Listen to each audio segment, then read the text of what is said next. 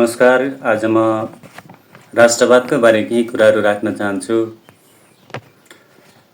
राष्ट्रवाद भन्नाले राष्ट्र, राष्ट्रिय पहिचानप्रति गहिरो माया, निष्ठा र समर्पण गर्ने भावनालाई जनाइन्छ। राष्ट्रवादले व्यक्तिलाई आफ्नो देश, भाषा, संस्कृति, धर्म, इतिहास, भूगोल र परम्परासँग गर्व गर्न, त्यसको संरक्षण र विकास गर्न प्रेरित गर्छ।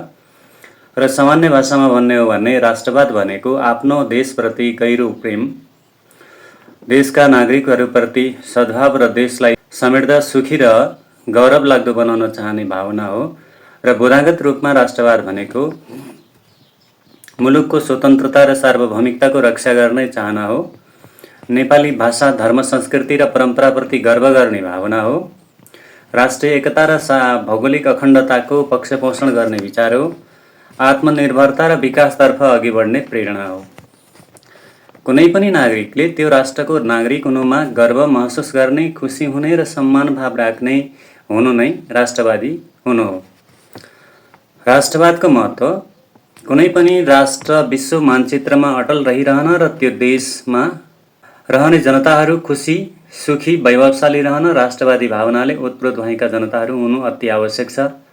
जब नागरिकले त्यो देशको नागरिक हुनुमा गर्व महसुस गर्छ, आफ्नो भाषा, संस्कृति, रीतिरिवाजप्रति गर्व महसुस गर्छ, जब देशको व्यवस्था, कानुन, शासन प्रणाली प्रति सम्मान गर्छ, देशका नागरिकहरूप्रति माया, सद्भाव, भातृत्व भाव राख्दछ, साथै सुशासन, सुरक्षा र न्याय प्रणालीप्रति सन्तुष्टि भाव राख्दछ, तब राष्ट्रवाद समृद्ध र बलियो भएको भन्न सकिन्छ।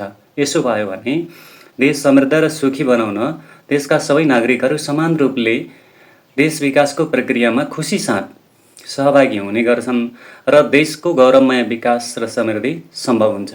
त्यसैले के भन्न सकिन्छ भने राष्ट्रवाद भनेको त्यो रक्त सञ्चार प्रणाली हो जसले राष्ट्रलाई अर्थात् देशलाई जीवित राख्न र अस्तित्वमा राखिराख्न मद्दत गर्दछ।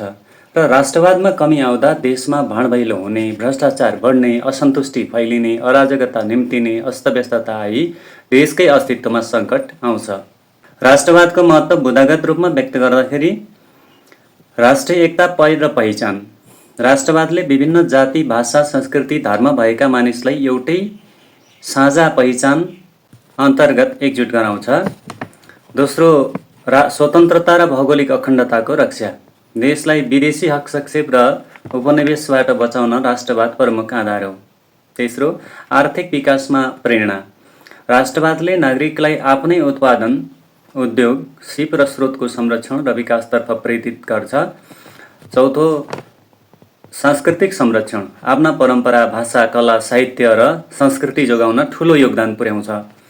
पाँचौं, राष्ट्रिय गौरव र आत्मसम्मान: राष्ट्रवादले नागरिकहरूमा त्यो देशको नागरिक हुनुमा गर्वको भावना जगाउँछ र राष्ट्रिय छविलाई मजबुत बनाउँछ। जुन देशमा सबल राष्ट्रवादले भरिभराउ नागरिकहरू हुन्छन्, त्यो देशको नागरिक हुनुमा गर्व र आत्मसम्मान महसुस गर्छन्, देश निर्माणमा सशक्त भूमिका खेल्ने र सहभागी हुने गर्छन्, त्यो देश वैभवशाली, समृद्ध र सुखी बन्छ।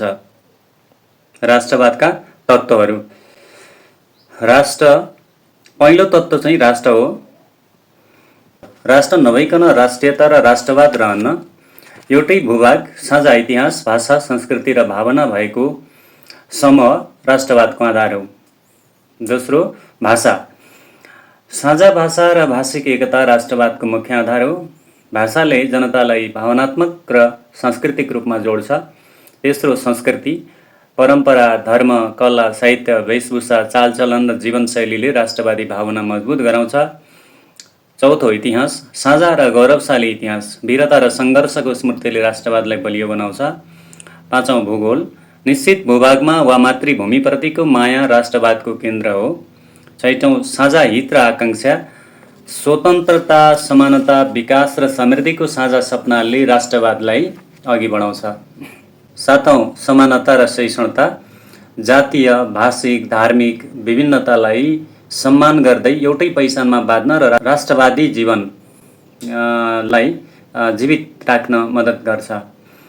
र आठौं, राष्ट्रिय प्रतीक, राष्ट्रिय झण्डा, राष्ट्रिय गान, राष्ट्रिय जनावर, राष्ट्रिय फूल, राष्ट्रनायक, राष्ट्रिय स्मारक आदि पनि राष्ट्रवादका अक्षुण्ण तत्त्वहरू हुन्। अब राष्ट्रवाद कमजोर हुन सक्ने कारणहरू के छन् त भने एउटा राष्ट्रवाद कमजोर हुने कारणहरूलाई दुईटा कारणमा लिन सकिन्छ। पहिलो कारण आन्तरिक कारण र दोस्रो कारण चाहिँ बाह्य कारण। आन्तरिक कारण अन्तर्गतका कारणहरूमा पहिलो कारण कुशासन, भ्रष्टाचार र असमानता। तपाईँ कल्पना गर्नुहोस्, तपाईँ कुनै कार्यालयमा कुनै कामको लागि जानुहुन्छ, त्यो काम विधि प्रक्रिया र कानुन सम्मत रूपमा सम्पन्न हुनुपर्ने हुँदै पनि भन्छुन नगरिकन, घुस नदिइकन सजिलोसित सम्पन्न हुँदैन। तर भन्छुन वा घुस पश्चात सजिलै सम्पन्न हुन्छ भने तपाईँ खुसी हुन सक्नुहुन्छ? के तपाईँले त्यो प्रशासन अन्तर्गतको नागरिक हुनुमा गर्व लाग्छ? कुनै पनि सार्वजनिक सेवामा हुने कुशासन र भ्रष्टाचारले राष्ट्रवादको धज्जी उडाउँछ, राष्ट्रवादलाई कमजोर बनाउँछ, तपाईँप्रति त्यो राष्ट्रमा बस्नुको गर्वलाई निस्तेज पार्छ। त्यसै गरी सोच्नुहोस्, तपाईँका नेता वा तपाईँले चुनेका नेताहरूको जीवन वैभवशाली हुने र उनीहरूले तपाईँहरूमाथि तल्लो दर्जाको नागरिकको रूपमा व्यवहार गर्ने, तपाईँलाई मगन्तेको रूपमा हेरिने भयो भने तपाईँ त्यो देशको नागरिक हुनुमा गर्व गर्न सक्नुहुन्छ, खुसी हुन सक्नुहुन्छ र आत्मसम्मान महसुस हुन्छ। यदि तपाईँमा आत्मसम्मान महसुस हुँदैन, तपाईँलाई यो देशको नागरिक किन भयो होला भन्ने खालको भावना समेत उब्जने अवस्था आउँछ भने त्यसले राष्ट्रवादलाई कमजोर बनाउँछ। त्यसैले कुशासन, भ्रष्टाचार, असमानताले राष्ट्रवादलाई कमजोर बनाउँछ। दोस्रो छ गरिबी र बेरोजगारी। चरेसको थालमा 84 व्यञ्जन खाएर सबैले राष्ट्रप्रेमी, राष्ट्रवादी हुन उर्दी जारी गर्नु निकै सजिलो छ। के तपाईँ फाटेको टोपी, किएको चप्पल र भोको पेट लिएर यस्ता उर्दी खुसी मनले स्वीकार गर्न सक्नुहुन्छ? निसन्देह तपाईँ सक्नुहुन्न। यसो हुँदा राष्ट्रवादी भावनामा चोट पुग्छ। शिक्षाको अभाव, राष्ट्रिय चेतना, राष्ट्रिय मूल्यबोधका राष्ट्रिय चेतना सायद तपाईँ सक्नुहुन्न। यसो हुँदा राष्ट्रवादी भावनामा चोट पुग्छ। शिक्षाको अभाव, राष्ट्रिय चेतना, राष्ट्रिय मूल्यबोध शिक्षा मार्फत हुन्छ। अशिक्षा पनि राष्ट्रवादको तगारो नै हो। र चौथोमा जातीय, भाषिक, धार्मिक विभेद। तिम्रो भाषा ठुलो, मेरो भाषा सानो, तिम्रो धर्म सानो, मेरो धर्म ठुलो, तिम्रो जाति ठुलो, मेरो जाति सानो भन्ने जस्ता ठानो ठुलो उच निचका कुराहरू धार्मिक, सामाजिक, आर्थिक रूपमा त्यस्ता विभेद गर्ने भावनाहरूले पनि राष्ट्रवादलाई कमजोर बनाउँछन्। जातिगत रूपमा, भाषागत रूपमा, धर्मगत रूपमा मान्छेहरूमा विभेदलाई, उनीहरूलाई त्यो देशप्रतिको माया मोहमा कम गर्ने, त्यो देशमा रहनुको गर्व महसुस गर्ने वातावरणलाई धमिल्याउने यस्ता खालका वातावरणहरूले पनि राष्ट्रवाद कमजोर गर्छ र देशभित्र फैलिएका त्यस्ता जातिगत, भाषागत, धर्मगत, क्षेत्रगत, लिङ्गीयगत रूपमा भएका विभेदहरूले पनि राष्ट्रवादलाई कमजोर बनाउने काम गर्छ। र राजनीतिक अस्थिरताले कुशासन ल्याउँछ, कुशासनले भ्रष्टाचार ल्याउँछ, भ्रष्टाचारले गरिबी, गरिबीले राजनीतिक अस्थिरता, यो चक्र चलिरहन्छ। त्यसैले यो चक्रमा राष्ट्रवाद तोरी पेलिए झैँ पेलिन्छ। अब कुरा आउँछ, कयौँ व्यक्तिहरू राष्ट्रियता र राष्ट्रवादकै कुरा गरेर इतिहासको मञ्चमा उक्लिए। कसले कति राष्ट्रवादको खेती गरे, कसले त्यो खेतीलाई राम्रोसँग फलाए र कसले साँच्चैको खेती गरे, कसले नक्कली खेती गरे, कसले साँच्चैको खेती गरे र कसले भ्रमित पारे। तपाईहरुलाई कस्तो लाग्यो, कस्तो महसुस गर्नुभयो?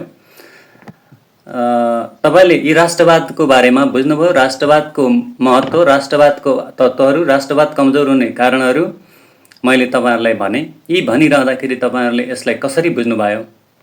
र कतिपय कुराहरू मेरो हेराइभन्दा पर होलान्, मैले भनेका कुराहरू सबै सहीको सही होलान् भनेर भन्न त म सक्दिनँ। र तपाईलाई कस्तो लाग्छ, जस्तो लाग्छ त्यस्तै प्रतिक्रिया दिनुहोला। यस्तै खाले सामग्री निरन्तर रूपमा ल्याउने प्रयास गर्नेछु। यो च्यानललाई सब्स्क्राइब गरिदिनुहोला। भिडियो हेरिदिनु भएकोमा धेरै धेरै धन्यवाद।